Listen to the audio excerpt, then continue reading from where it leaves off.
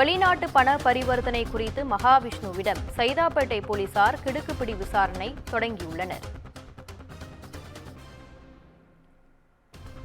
இதுகுறித்த கூடுதல் விவரங்களை எமது செய்தியாளர் சுப்பிரமணியன் வழங்க கேட்கலாம். வணக்கம் சுப்பிரமணியன், இது குறித்த கூடுதல் விவரங்கள். மகாவிஷ்ணுவிடம் 3 நாட்கள் போலீசார் காவலில் எடுத்து விசாரணை மேற்கொண்டு வருகின்றனர். தற்போது அவரை திருப்பூருக்கு அழைத்து சென்று விசாரணை நடத்த போலீசார் முடிவு செய்து அழைத்து சென்று கொண்டிருக்கிறார்கள். நேற்று காவலில் எடுக்கப்பட்ட மகாவிஷ்ணுவிடம் பல்வேறு கட்ட விசாரணைகள், கிடுக்குப்பிடி விசாரணை என்பது நடத்தப்பட்டிருக்கிறது.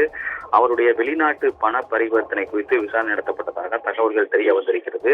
குறிப்பாக அவர் பெண்கள் குறித்து இழிவாக பேசிய வீடியோக்கள் சமூக வலைதளங்களில் வைரலாகி கொண்டிருக்கிறது. அது மட்டுமல்லாமல் மாற்றுத்திறனாளிகள் குறித்து இழிவாக பேசிய வீடியோவும் சமூக வலைதளங்களில் வெளியாகியிருந்தது. இந்த வீடியோவை பரப்பியது யார் என்ற கோணங்களில் விசாரணை என்பது மேற்கொள்ளப்பட்டு வருகிறது. அது மட்டுமல்லாமல் அவருடைய செல்போனும் பறிமுதல் செய்யப்பட்டு இருக்கிறது.